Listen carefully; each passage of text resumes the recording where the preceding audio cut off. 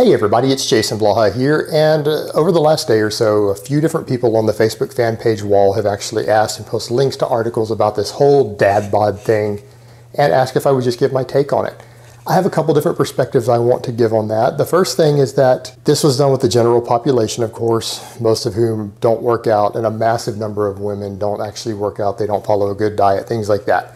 Many women are very insecure, so I totally get where this dad bod thing is coming from as far as the women who they talk to about it, and it's a thing. It's because they have their own insecurities and they do not feel comfortable with a man who has a better body than they do. So that really is an issue there, and that is the truth of the matter. And that's the point I always bring up to guys, is that yeah, if you work out and get in amazing shape, it might help you get a few more girls, but it's also going to isolate you from a lot of other girls too. So if your sole reason for training and doing your thing is girls, it's a really bad idea. It's not going to help you. The time investment and the effort and the stress it puts into your life isn't going to be worth the payout on that end. And plenty of guys with this dad bod look get plenty of hot girls all the time.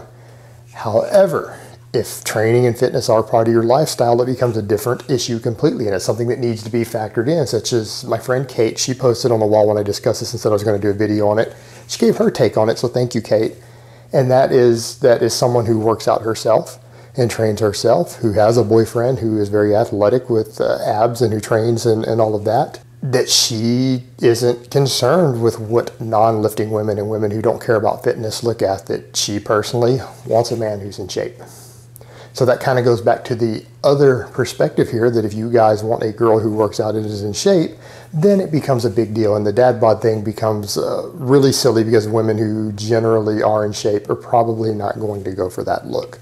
But the vast majority of women who are not, who are very insecure about their bodies, being in too good a shape is going to actually hurt you with them. So the dad bod look becomes acceptable to them, and it may not be that that's necessarily completely what they're attracted to. And for many, you know, it very well can be. That's the thing. You have to remember, different people are going to be attracted to different things. And so there's probably a lot of women out there who legitimately find that more sexy.